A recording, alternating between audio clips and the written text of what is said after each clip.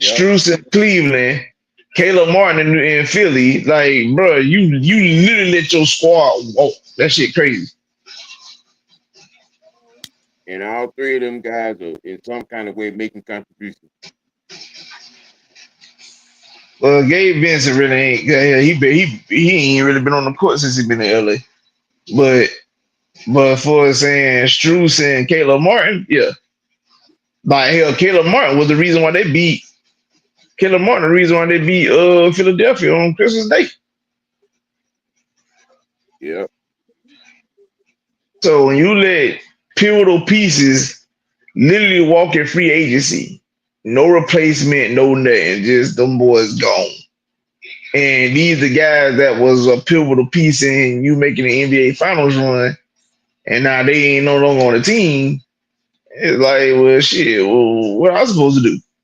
I'm trying to win a championship, and you not building me a championship caliber team. I guess in case you all ain't gathered, we're doing a little NBA talk, just what I'm saying, in rhythm, in code. And I'm just going to start it off. 14 dummy of the week goes Pat Riley. And your favorite NFL on the LT, up there in New York, up there in New York. Both I of them, want at the above. You want me to start some shit. I wasn't both even of gonna them, say that little shit. both of them. Now it just popped in my mind, you know what I'm saying? 'Cause he said some dumb shit too. Yeah. But ladies and gentlemen, welcome. Hump Day is coming to an end. Well, it's Wicked Win Sports Team. And as you can see down below, there's Egyptian Lover having an amazing great day. Wow. What's happening, man? What's happening, friends?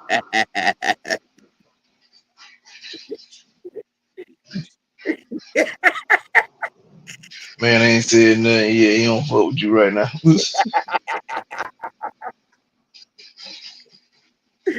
I'm gonna let you stay over there with that bullshit.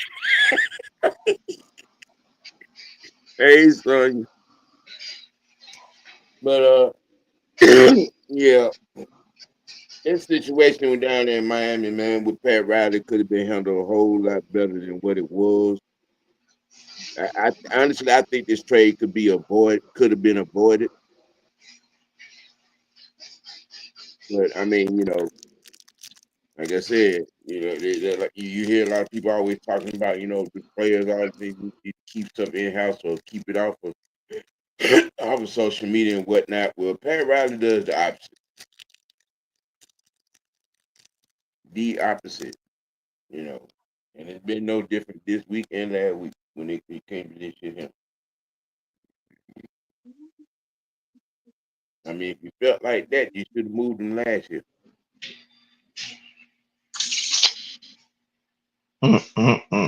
Just saying, you know. I agree wholeheartedly. Um, it's just to that point where is I will admit this, and I think this do go unnoticed a lot. Mm-hmm. Um, when it comes to building a championship team, like I said, you can't you got to figure out a way to keep some of those guys. Like three of the key pieces to Miami's finals run a couple years ago all left in the offseason. Caleb Martin is in Philadelphia, Gabe Benson is in LA, and Max Strus is in Cleveland. Um, that like those guys were pivotal pieces to your final run, and you let them go for free. Now, granted, here's where I have a problem with a lot of situations, especially in today's NBA. Granted, I blame teams like the Dallas Mavericks for giving, you know, below average to, bench players like hefty contracts. And and the reason why I mean, no, you laughing, but when they changed the whole dynamic when I watched Chandler Parsons get 100 million. What the fuck he those got? Why he got 100 million? Boy ain't an all star. Boy ain't top tier. I mean, he was a decent player, but he wasn't 100 million decent. Like, come on, dog. That's like you giving a lucrative contract to like Robert Horry. Why would you give Robert Horry 100 mil? And there's no disrespect to Robert Horry because I'm a fan and the man has like seven NBA championships under his belt, but you still averaging maybe what 8-9 points per game. You're pretty much a role player. You're not gonna pay him 100 million, dog. But y'all paid guys like Chandler Parsons 100 million. So since you did that, it set the dynamics for today's NBA, where you basically be handing 100 million plus to anybody, any damn body at this point. So it makes building the team bad because if those guys look like, well, I want to be in Miami, but I want 150 mil. Now Pat Riley look at you and say you ain't worth 150 mil, then you look like, well, sure, I'm taking my teller elsewhere.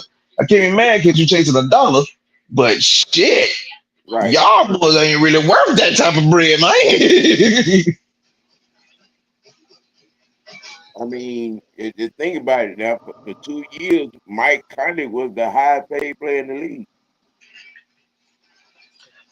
Granted, I'm gonna tell you what hurt Con because to me personally, Conley deserved it, and because what he was doing with the Memphis Grizzlies teams at the time, like bro, really was a top tier point guard.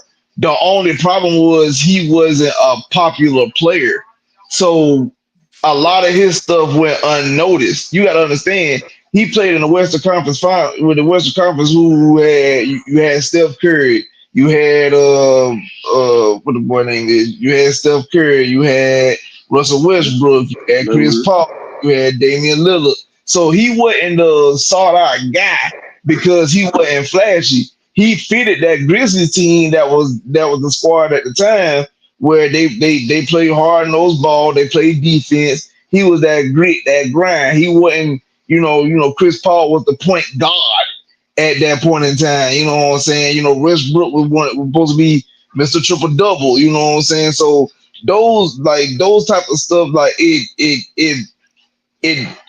fitted for that era, but like I said, he wasn't a popular guy. So that's why he didn't get the love and recognition that he's supposed to have gotten because I gave it to him. Like I was one of the real people that was like saying, "Hey man, I ain't gonna lie to y'all, bro. Like he one of the ones, but he, like I said, he want to get that recognition because shoot, you ain't Steph, you ain't Westbrook, you ain't Chris Paul, you wasn't those guys, so you weren't getting that love. Unfortunately, Right. Well, well.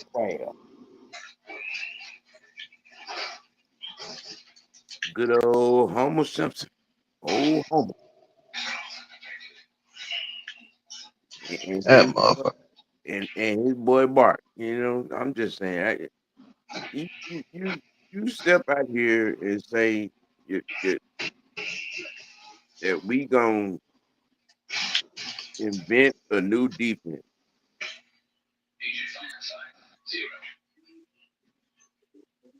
That what they said out loud now. It came out of a press conference. We're gonna invent a new defense. And I ain't the sharpest tool in the toolbox.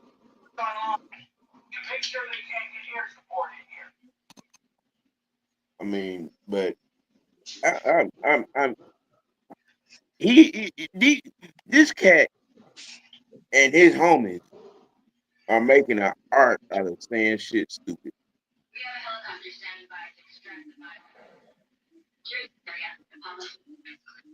They Raheem Morris and his homies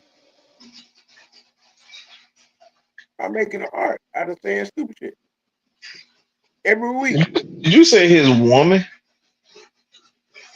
No, Oh, I'm about to say we getting real disrespectful tonight. no, no. I don't know Jeff Albright like that. No, I'm just. It basically asked the. I mean,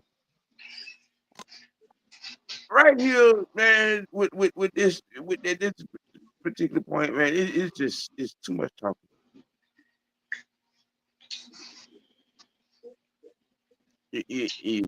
You're saying a whole lot. You're sounding stupid and not saying nothing.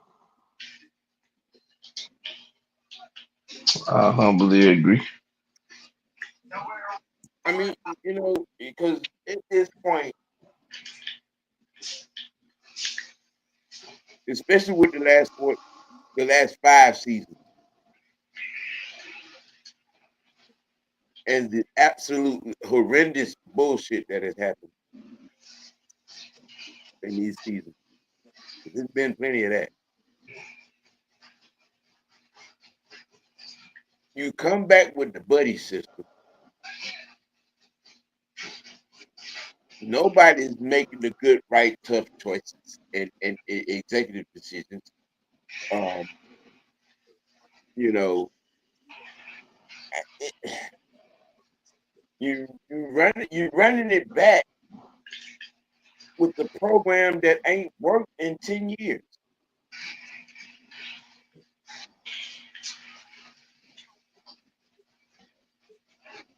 And you step up to a microphone and say, we're going to invent a new defense.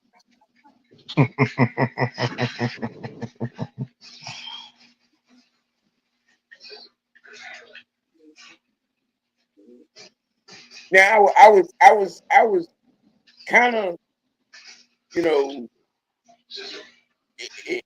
trying to re-examine it, Albright's, initial press conference, some of the stuff he said, Hmm. and at first I was just like, he was like about the smoke and mirrors, but then I came back and I'm like, okay, I ain't know no better. I swear he kind of sort of took a few shots at Raheem, because he said it twice. Now you can't run the same thing over again and expect it to work when it ain't working. Hmm. He said that shit twice.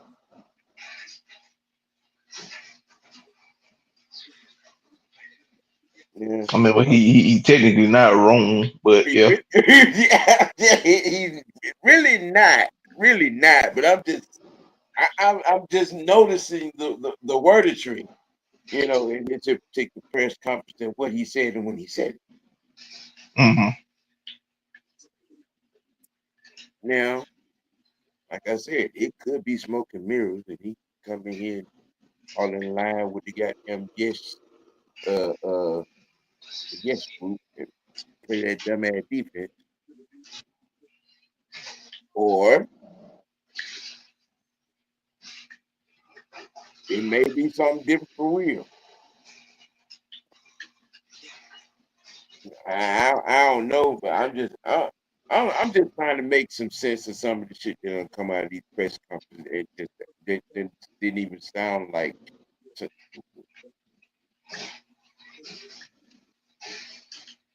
Now, franchise, I know you saw some of these press conferences. What do you think about Um, I'm gonna just say it like this. I'm gonna hold my judgment until we actually see the product on the field, because we haven't seen Jeff Albright with the Falcons for a couple of years, and he's been on a spiritual journey.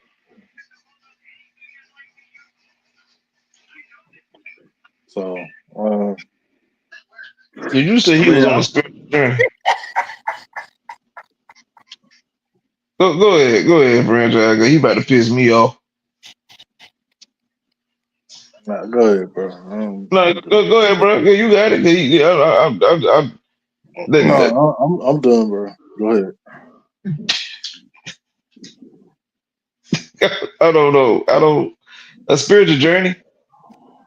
Like this is what happens when, and no disrespect for our Earth ladies that's out there, but this sound like the woman that done followed around for a good bit of while, for a good while, and now she done tired that being mistreated by men, and now she going on a spiritual journey, and she got her rocks and crystals and chakras and everything. I don't want to hear nothing about spiritual journeys, dog. Like the journey I saw in New York this past season wasn't worth a damn. When Robert Sala was there, they were worth something. When he left and Joe Auburn took over, the defense looked like pure T trash. Well, that's because I think that right there in that situation when Solid went out the door, the defense went out the door with him.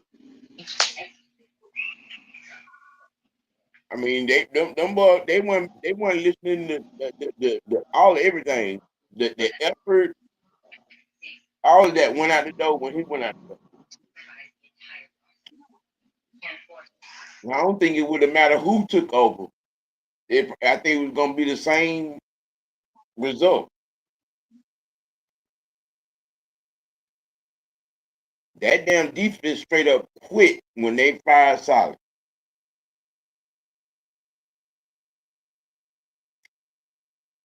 Just saying.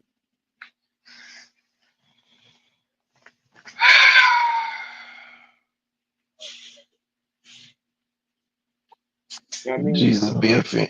Like now with Jeff Albright, all right, I expect the linebacker room to get better.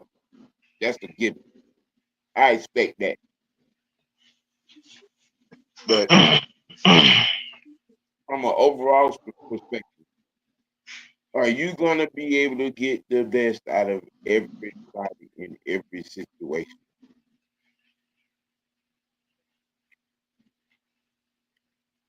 Because you ain't just a linebackers coach. You you the coordinator.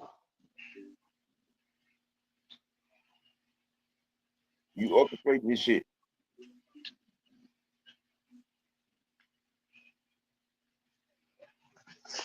You know what I'm saying? I mean, and it's no secret. We we got to get to the quarterback,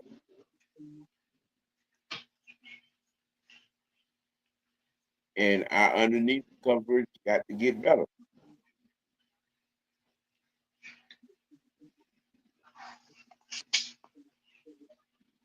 I mean, but I don't know. Anybody else see speak homosexual? Maybe y'all can translate. You said what now? Does anybody else speak homosexual? Uh, as our boy franchise, he may know. No, Mm, mm, mm, mm. let y'all top that cartoon shit. I'm staying over here. Nope. Hey, I ain't finna see. Nope. Mm-mm. Nope. I got that. well, as noted, coming up in a couple of weeks, when Andy Reid and Patrick Mahomes embark on their fifth Super Bowl,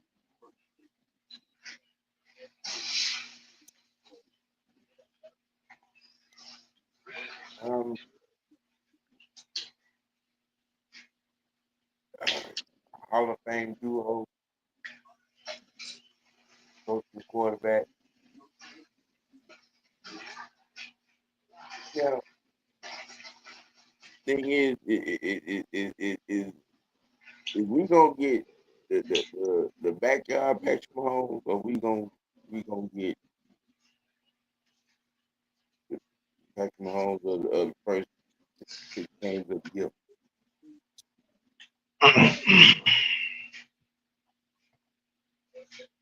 Hold on, you said we gonna do what now? We gonna get backyard boogie Patrick Mahomes, or we gonna get Patrick Mahomes, who look like absolute crap first 6 games of the year. At this the what I'm looking at, me personally, the Patrick Mahomes I think we'll get will be the guy that's gonna do whatever it takes to win a championship. He may, I mean, now don't get me wrong, because people gotta understand, Philly defense is pretty stout. Yeah, But the thing about that is like it's just to that point where when you look at Mahomes and how he's played, mostly I mean Bull don't like this year he has not been impressive. The Mahomes that we have seen in years past did not show up this year.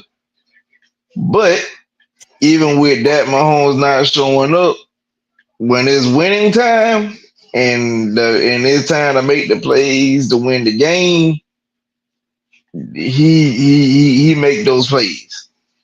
Um, I mean, I'm not sitting here saying that Philly gonna lose. I would be remiss to go out and be like, yeah, Philly gonna lose this game because they can easily win it. I mean, because they're definitely a capable team of winning it. However, the difference between Philadelphia and Kansas City, when it's time to win games, more times than not this year, Kansas City has came through in crunch time. Philadelphia, on the other hand, I have seen when it's winning time, they faltered. Folks make a cheap pint. Two examples of that. Second game of the season, they play our beloved Atlanta Falcons. Game on the line, third down. Now, granted, I know more folks will say, well, why didn't they just run the ball? Yeah, I mean, running the ball would be the best option, but you can't deny the play call because the Falcons defense sold out for the run. And J, Jalen hit a part play action. It was supposed to be like a flat route to Saquon. He drops it. They kicked the field goal, and they had to rely on the defense to keep us from driving downfield. Ultimately, that did not happen because we drove downfield, and Kirk Cousins threw a game-winning touchdown to the Drake London. Now, with that being said, fast forward, they rematch against the Washington Commanders. Those guys had no trying to say I can say this. They well, granted, don't get me wrong. Jalen Hurts did get knocked out of the game. I do know that. But even with Jalen getting out of the game, you had a decent amount of lead, and I mean, we being honest about it, y'all still should have won that game. Unfortunately, you allow Jaden Daniels to march downfield and throw a go-ahead touchdown with seconds left to defeat your team. So, be that as it may, when you do the overall assessment, when it's time to win games, those guys do not come up big. That is a problem. You got to be able to win those games when it's time for you to win those games. And unfortunately for them, they did not do that. So the only time I seen a lot, I mean, I mean, overall they lost 2 games, but the second game they were rested, so you really count that. The only game they lost this year was against Buffalo. Me personally, I understood, losing that game. You can't win them all. But I pretty much talked that under the bus anyway, due to the simple fact that, like, sometimes I have this, I always had this theory when it came to sports. Sometimes a loss is warranted. I Yeah. know people be like, well, why would you say a loss is warranted? Because in most cases, if you take an L, that's the opportunity for you to refocus. And then at the time you got to look at where they was at. They was undefeated, Yep. so people get to talking about an undefeated season and this, that, and the third. You don't want to go through that process of oh, they almost went undefeated and da da da da da. You don't want to go through all of that. So you took the opportunity and you took the loss, but you knew at some point you 9 times 10 you want to rematch them again in the title game, which you did. Well, this time they were well prepared, well equipped for that game. It comes with the territory. So, like I said, with those guys, they they have shown on numerous occasions that they know how to find ways to win football games. And Philly have showed that they have found ways to lose football games. So it'll be very interesting. That is my thoughts on that. Did anybody else other than me think this Philly receiver room is underrated? The Philly receiver room. I mean, not Philly, but Kansas City. Okay. Yeah, I mean, well, go ahead, franchise. What you think? it is sneaky good. I ain't gonna lie. They make some tough plays, especially Valdez Scantling. Scanlon ain't there no more. I mean, who? Damn, You got Hollywood Brown, D Hop, not Juju, Juju. That's Worthy. what I was thinking of. Juju. He was out there balling last week. Mm-hmm. I'm, I'm looking at everyone like they got a nasty little group over in there. That dude. Then you add Kelsey to that, and that's like, yeah, that's a problem. Yeah. And Buffalo was trying to hold him off, but Mm-hmm. majority of that game he still kind of got off, late in that game. So The idiot version of them is watching them try to. You spent the time trying to maintain Kelsey because you were trying to make sure, well, we ain't gonna let Kelsey beat us. The Mm-hmm. problem with that is, like, you spent so much time trying to keep Kelsey from beating you to the point that everybody else beat you. You did, like franchise just said, like, you watched what the guy name is Juju get off. mhm. He making crunch plays. I'm trying to remember. Yeah, I'm trying to remember. Was Kareem Hunt there the first time they won their championship? For the very first championship, Yep. Yeah, he Yep. was. Yep.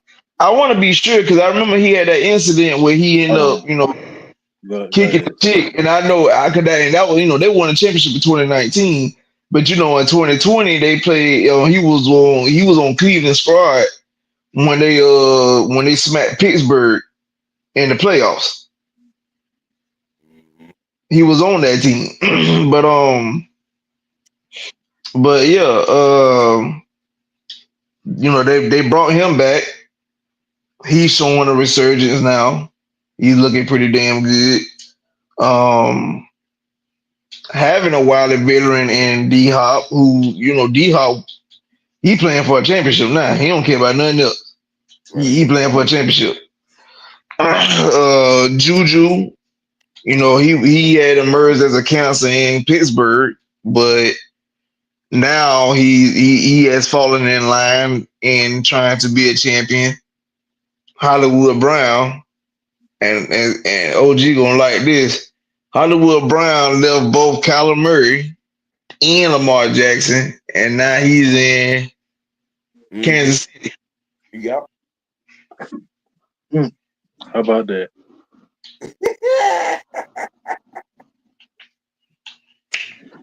So I see what you're doing there, LT. You're not split. Yeah. Oh, and Oh, and Kareem Hunt was drafted by Kansas City. mm-hmm. uh, So yeah, Kareem Hunt was drafted by Kansas City. So no, I know that, but remember he got in some trouble because the video popped up of him uh field goal kicking that chick at the hotel, and mm, I wasn't sure if they had cut him when that happened, or was it like because like I said, the very next year in 2020, I do know that he was playing for the Cleveland Browns because he had yeah, scored like two Yeah. touchdowns with them when they he, were like I said when they that led to that route against Pittsburgh yeah, in that play. he has spent the first two seasons with Kansas City, and then like the next five with Cleveland, and then Kansas City. So he wasn't on the team when they won that first championship. No, I don't think Yeah, so. I thought 'cause I do remember he got drafted in 2017, and Yeah, and his very first game was against the New England Patriots. His first carry of his NFL career, he fumbled, and then after that, he went off. I think he rushed for like 100 yards and maybe had like 60, 70 yards passing, which he even caught like a deep ball for Alex Smith for a touchdown. Like he pretty much beat the Patriots by himself. So like that's what I'm saying. Like I had to remember was he on the team or not. I didn't think he was, but yeah. So like now he's back on the team with a vengeance because the ring that he probably should have had, he don't have. So now he's chasing after that himself. Like it's a lot of motivation on that team.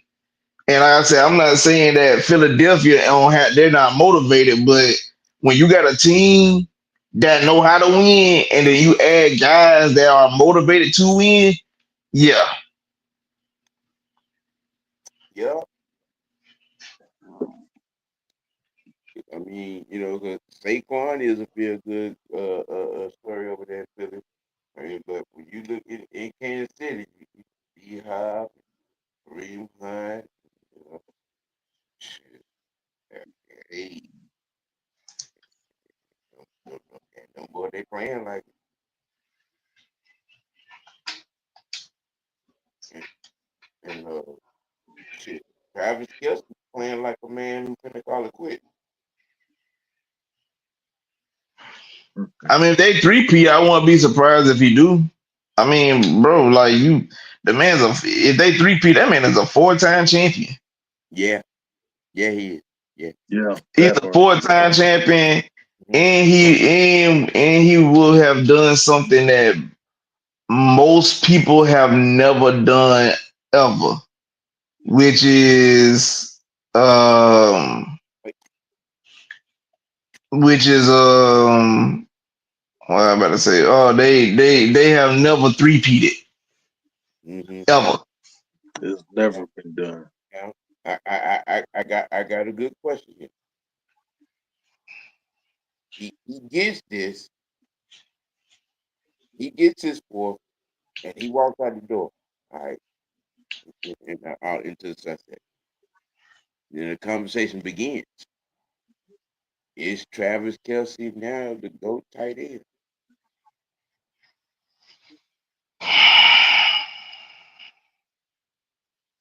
Mm, I mean, you can't deny the rings. I can't. can't say that. I mean, because Gronk got what, 3? Mm-hmm. 14, Yeah. 16. No, Gronk Gronk got got 3. 4. Hold on. No, Gronk got 4. 2014, 2016, 2018, and 2020. Yeah, Gronk got 4. But Gronk ain't never. Yeah. But the thing about it is though, uh, one ring I know for sure. One ring for sure Gronk wasn't playing for, which was the 2016 ring. He wasn't on the field when we played them. No. So, when you look at Travis Kelce, he's on the field for every last one. Yeah. Yeah. Um, I would say this: when it comes to the GOAT tight ends, it's subjective because some guys might have played with some of these guys they got put in positions to win. When you I look at still got Gronk, Tony Gonzalez as the GOAT tight end. I do. I still got Tony Gonzalez as the GOAT tight end. I mean, you're not wrong. Like Mm-hmm. you could go with Tony, you could go with Gronk, you go with Shannon, you could go with Travis Kelce, you go with Antonio Gates, Kellen Winslow. Like those are definitely top 5. Those guys are definitely top 5. Um, Dwight Clark, Yeah. Dwight Clark. Yeah. yeah, Dwight Clark. 49ers. He got I ain't two. gonna. I still thought he was a wide receiver. I didn't know he was a tight end though. I think he got 2 or 3. Yeah. He ran like a gazelle, so you could he Mm-hmm. could be a wide receiver. I mean that's what I'm saying with Shannon. Shannon, a 3-time champion himself. Yeah. Yeah. Yeah. Yeah. Yeah. That that has the making of a great conversation. I mean, like I said, when you look at a lot of guys, some guys was put in position to win, and others weren't necessarily in those positions to win. Like when you look at Tony in Kansas City, like we seen a couple years where them boys, like if I'm not mistaken, like 2005, like they had home field advantage in the playoffs and literally lost the divisional round. I forgot what happened, but they lost that game. Like when Tony came to Atlanta, the man literally did not have one playoff win on his resume until 2012,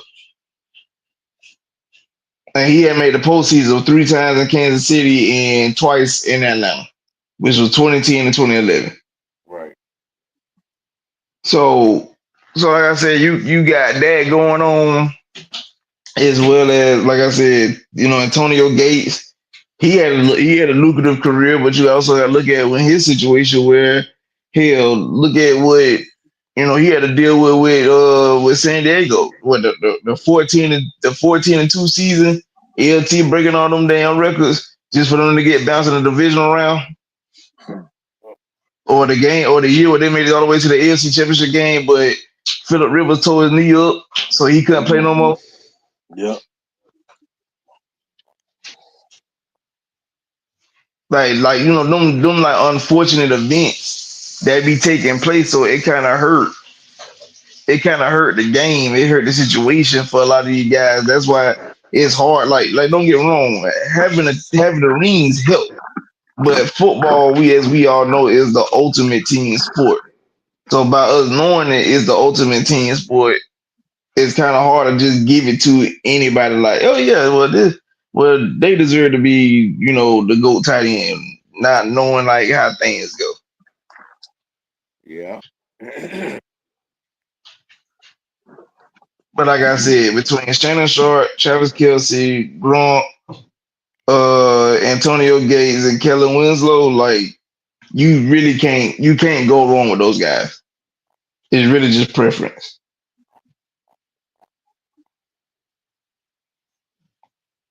But I got Mark Bavaro in my top 5. Who? Mark Bavaro, Okay. the original Gronk.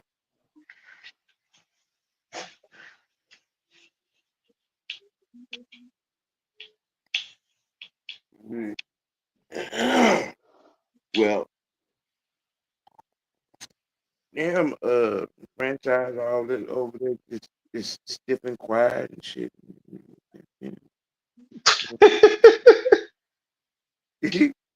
Just saying, man. Being antisocial. We Yeah, I gonna was talking for a minute, but we gonna shift gears. NBA. A song I caught on late Monday night. I was just doodling around, scrolling through YouTube. I came across a Dan Patrick clip, and he had Charles on there, and he straight up asked Charles, you know what I'm saying? You, you go power forward. He said no. Tim Duncan is hands down. Now there is a very lucrative conversation there, and I'm just wanted to get you all's take on. Do you agree with Charles Barkley? That Tim Duncan is the GOAT power forward. Yeah. Absolutely. No hesitation. um, I mean, he checks a lot of boxes. Yeah. He got the ring, longevity.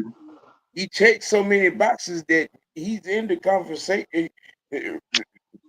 All bullshit aside, he's in the conversation at power forward and some. Yeah, he did play both. You know what's crazy? I've seen somebody talk about that one day though. They said that they were saying that he only played power forward because he ran from the center position. Played power forward to start out because That's a lie. Andrew Robinson was the center. Right. I said that too because I was like the dude got drafted to San Antonio, and if you remember correctly, like they had David Robinson. So what you mean he ran from the center position? That just sounds asinine. Sounded like a hater to me. Just saying. And in this conversation, you would have, and we're talking about power forward, you would have uh Tim, Kevin McHale, KG, Dirk, uh, um,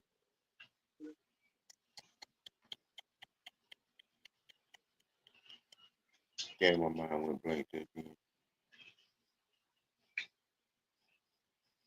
You robbed me. I think Robin was more of a 4 than a 5. He could play the 5, Well, but he actually a three to start. In Detroit, he was a three. Yeah, he was a 3 and D, except he couldn't really shoot. yeah, he couldn't shoot. That's what.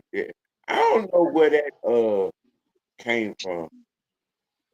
I'm just saying. I don't know where that came from. Dennis just chose not to shoot. It wasn't that he couldn't. I mean, his shooting numbers say he really wasn't no shooter, but I mean,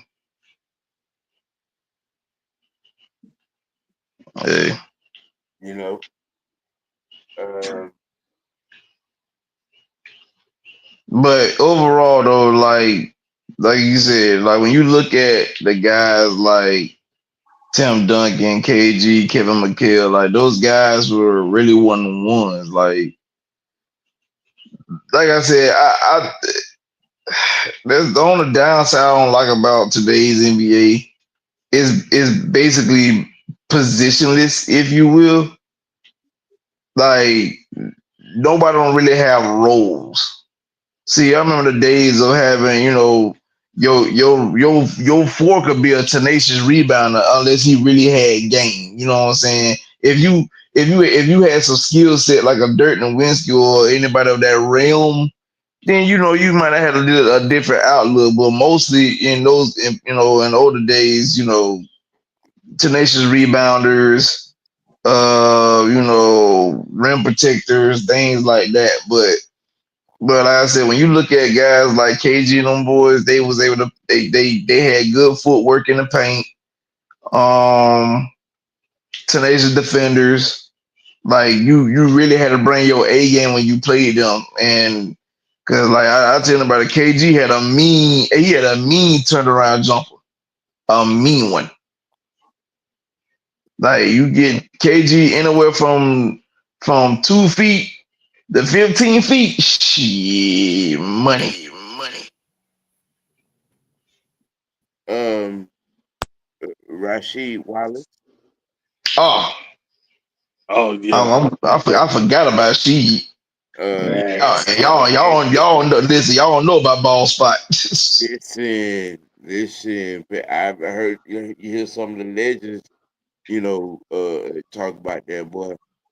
You know, uh, uh, sh- Rasheed was a problem.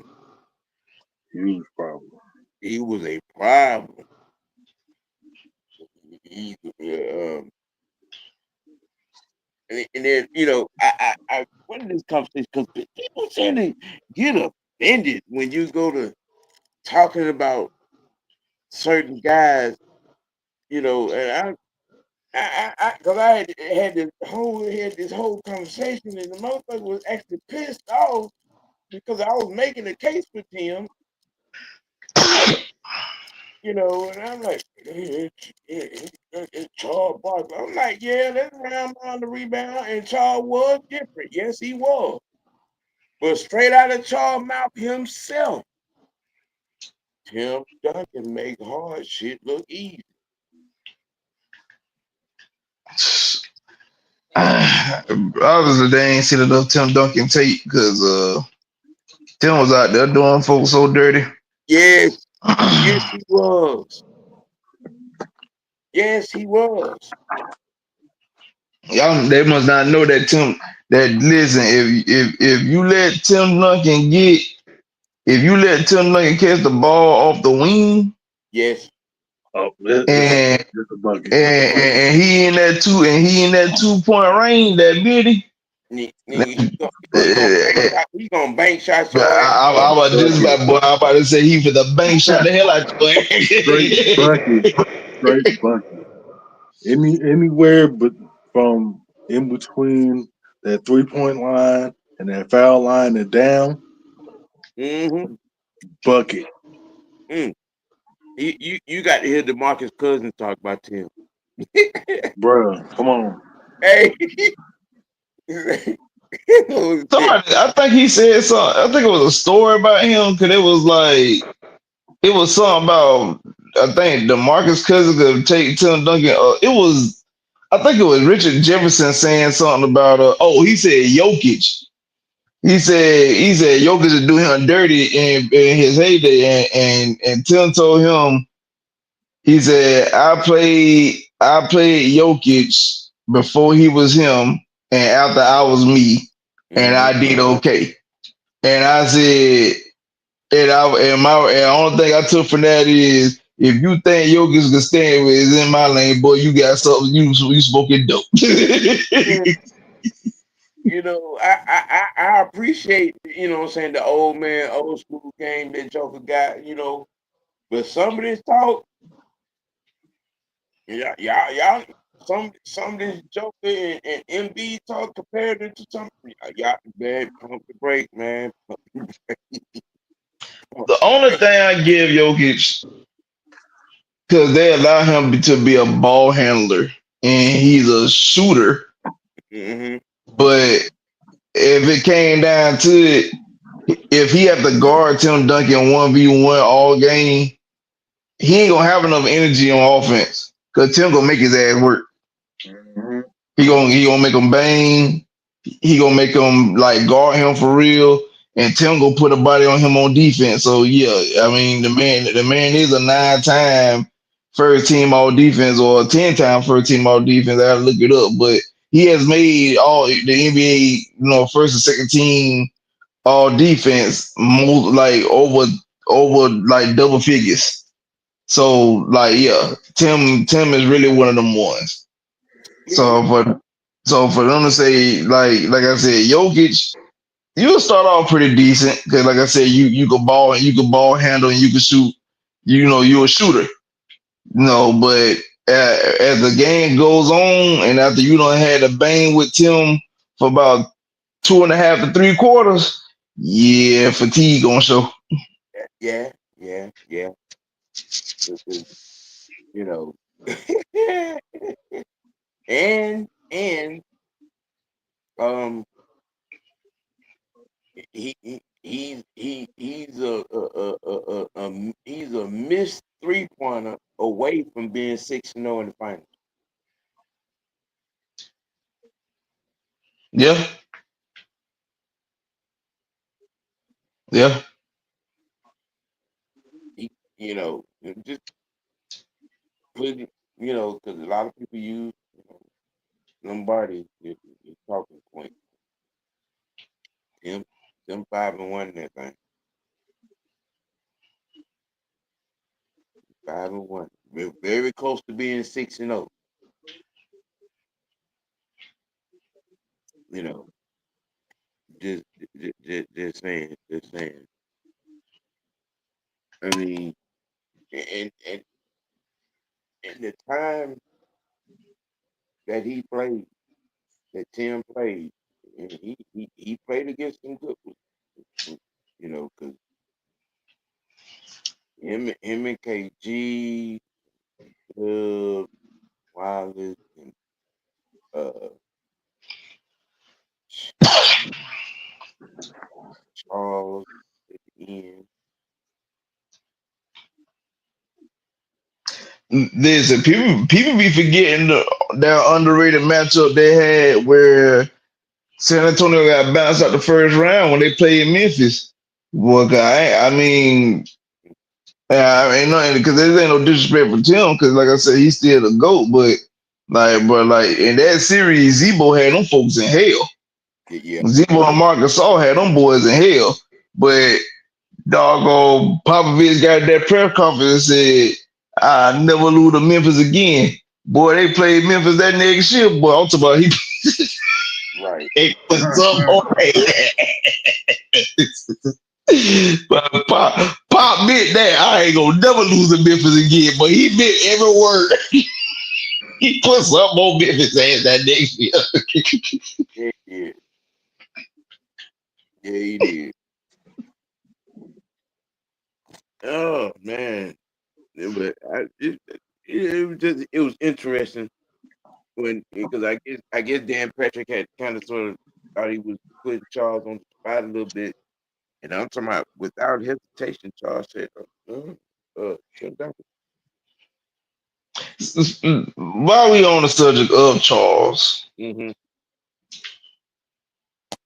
I really want the younger generation.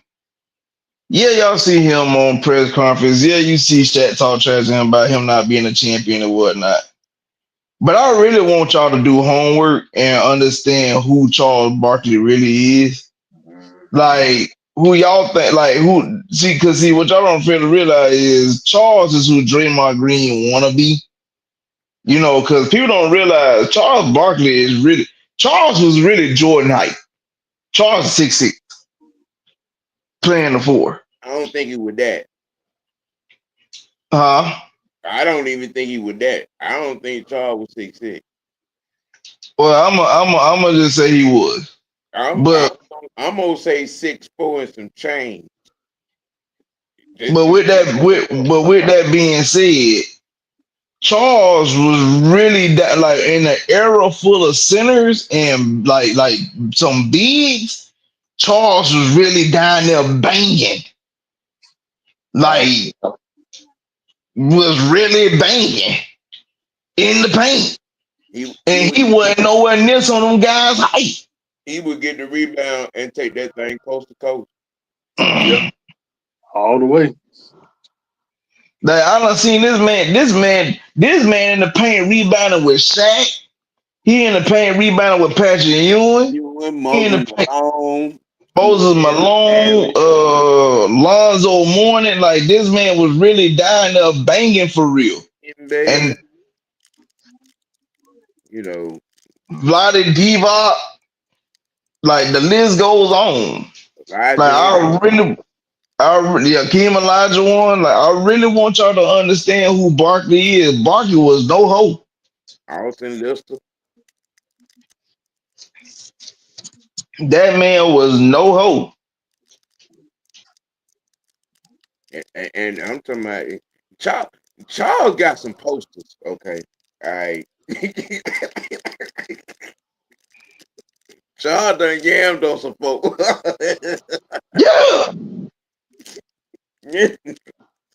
Charles done. it's it's why I don't understand why folks be saying like quote unquote people playing against plumbers. Like, bro, them boys was athletic. They just the game of basketball that they played, everybody understood what role they was in and they played their role.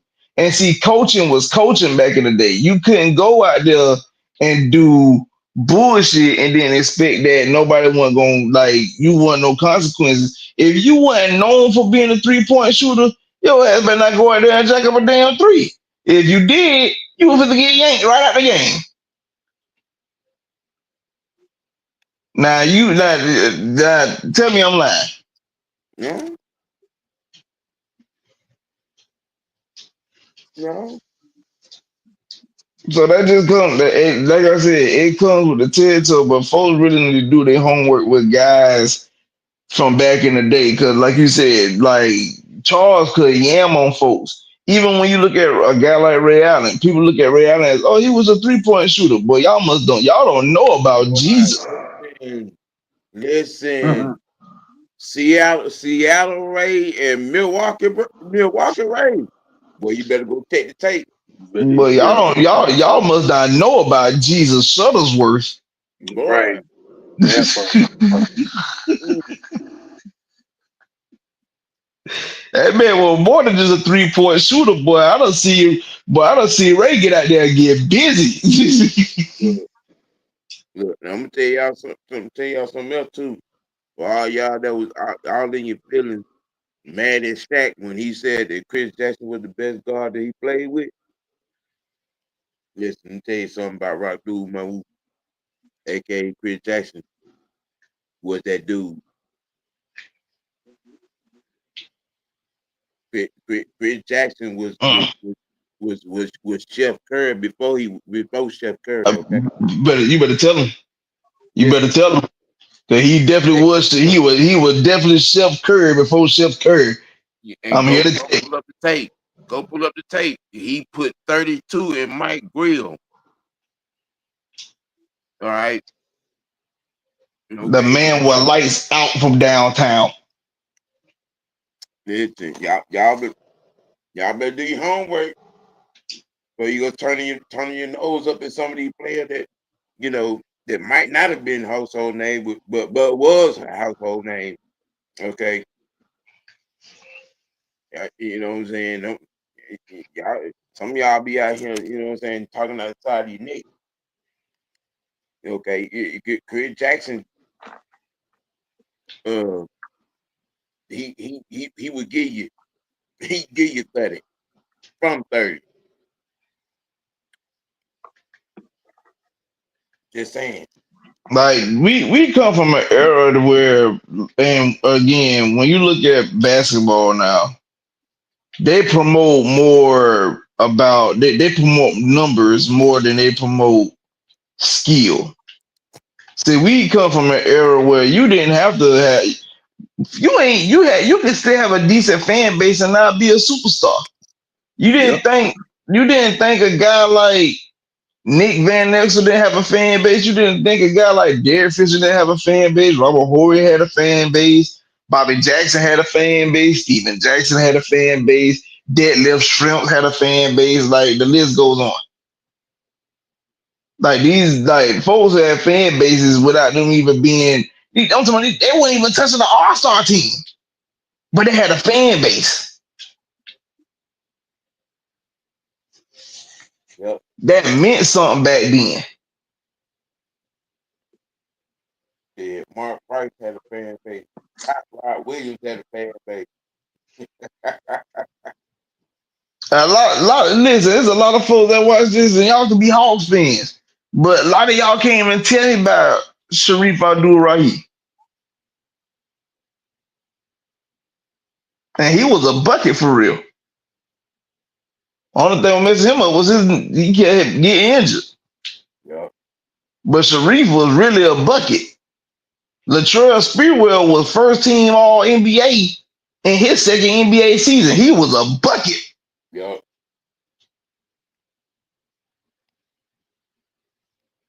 Mike Bibby off a pick and roll was a bucket. Yep. That boy Rip Hamilton. Listen, you let Rip Hamilton come off screens in that mid range with that mask. Ooh, especially with that mask.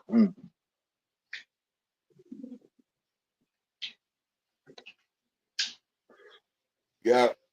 Now, if Rip was just as deadly from deep as he was from that mid range, Boy, the Rip couldn't shoot a three.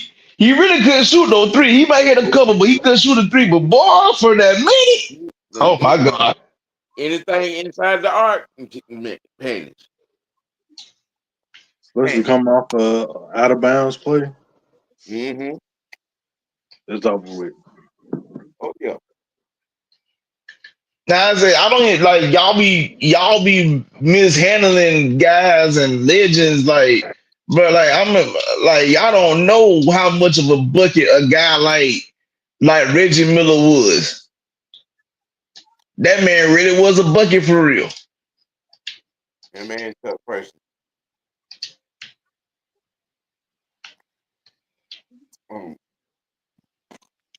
Craig Hodges. Oh yeah. I keep talking that nerd now. Craig Hodges, John Paxson, and Steve Kerr do exist if Michael Jordan like.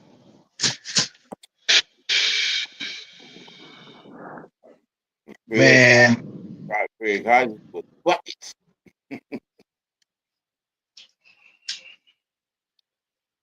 a lot of y'all don't even know how much of a bucket.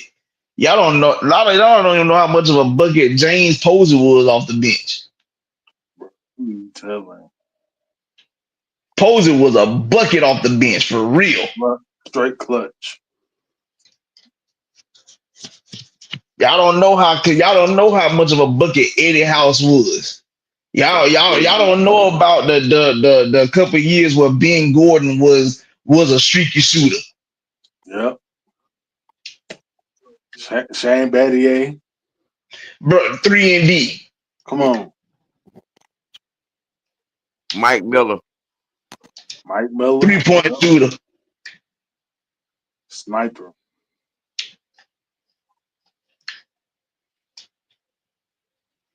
Like, you know what I'm saying? Like these are the things that we be trying to get folks to understand and get folks to talk about. Like, we know what type of basketball that we saw. Like I said, I know what I witnessed as a basketball fan and who I rooted for as a basketball. But we didn't have to worry about. We didn't watch the NBA just because of the star-studded teams. Like, you ain't had to be, oh yeah, I'm gonna wait for the Lakers to play. No, we used to tune into them Milwaukee Bucks and Seattle Supersonic 10 games. We watched the San Antonio Spurs take on. This gonna really mess y'all up. The Vancouver Grizzlies, not the Memphis Grizzlies. The Vancouver Grizzlies. Vancouver. Hey.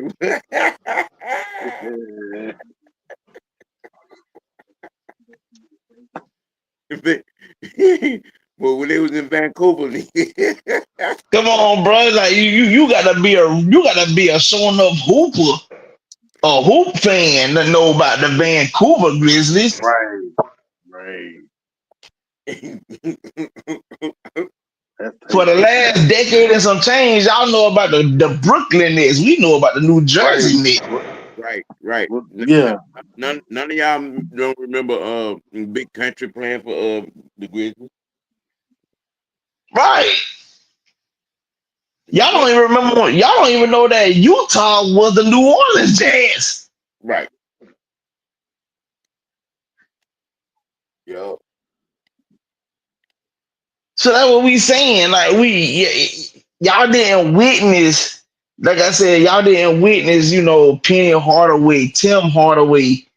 Shoot, Tim. Listen, y'all, especially Tim. Oh my God, Tim was a bucket and he could shake you. Tim had a mean crossover. One of the the meanest. UTEP two step. They don't know nothing about that. Y'all don't talk about Jamal Mashburn. Y'all don't talk about Stephon Marbury. Like, come on, but we talking about real. We talking about real basketball. Them guys was hoopers, bona fide hoopers. Y'all listen. All both these men on this panel right now can tell you, if no matter who you was a fan of, boy, you hated to see number 16 playing for the Sacramento Kings. It might be escaping it right now, but I'm gonna give y'all the name. Peja Stojkovic. Oh Ooh, yeah, oh yeah, man, you better stop. Ooh, But when I tell you Peja used to piss you off, cause when I sniper. say that, listen, before Clay Thompson, Mm, boy, you had mm, Peja. yeah, that man was a sniper, man. yeah. Bef- Before, like how you say before Steph Curry, it was Chris Jackson. But before Clay Thompson, it was Peja Stojkovic. Dale Curry, Herschel Hawkins. Now y'all folks don't know, but we had some hoopers. Some bona fide hoopers. Ray Chapman, Yeah. who put 48 in Mike Grill. Y'all know about the Montes Sabonis, but y'all don't know about his daddy. Now his son ain't got his daddy game. Mm-mm. Well, well, Mm-mm. okay. Just to put some of this in context. Okay, you put about another 70 pounds on Joker, and and even better passing. Okay, and about 20 more points of basketball IQ, and you got the bonus. Seriously. Seriously. Vincent Sabonis was really one of the ones that I be having to remind folks like DeMontis is he alright, but he ain't his daddy. His daddy was a real bucket getter. Yeah, that is a bonus was a triple threat. And had a post game.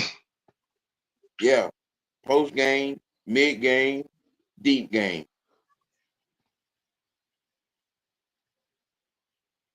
Like I really want y'all to really start doing your homework, youngins. Cause listen, when I say like y'all really missing out on the knowledge of the legends that we witnessed. Like I say, all them guys ain't superstars. They ain't all stars. They ain't the guys that you gonna be like.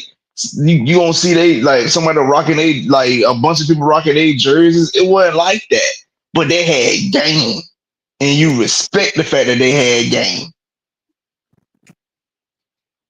Yep, like Mario Ellie. Yep. Mad Max. like Terry Porter. Hmm. Y'all don't even understand that Jordan went and grabbed Ron Harper because he got tired of being defended by him. Right. Cause Ron, because don't get me wrong, as great as Jordan is, Ron used to have Jordan in hell. Yeah. And then he messed around and tore up his knee.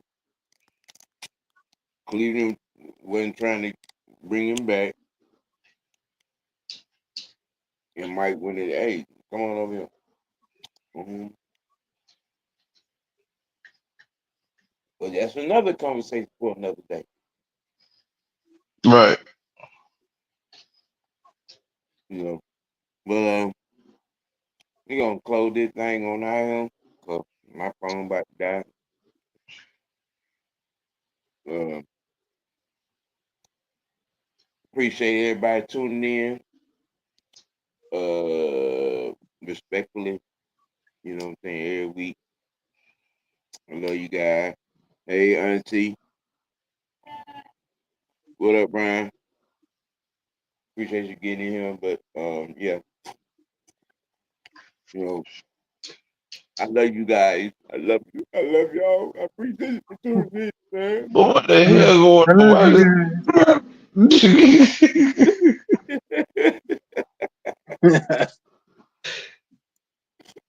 I love you guys. So I treat y'all like I'm gonna treat y'all just like how Loke Dog did. Fool, get off me. Been Mm-hmm. paralyzed for the last 5 years. And, it's officially basketball season, and we can get into some NBA, some more NBA. We're gonna get into some real good positional debates. You know, coming up the next couple of weeks. Y'all tune in for that. Um, Again, high noon is on the shelf until draft week, unless something very very important happens with the team. Um, let's hit on program alerts. Well, for LT in the franchise, your boy OGBigsam. We'll say good night. Be out.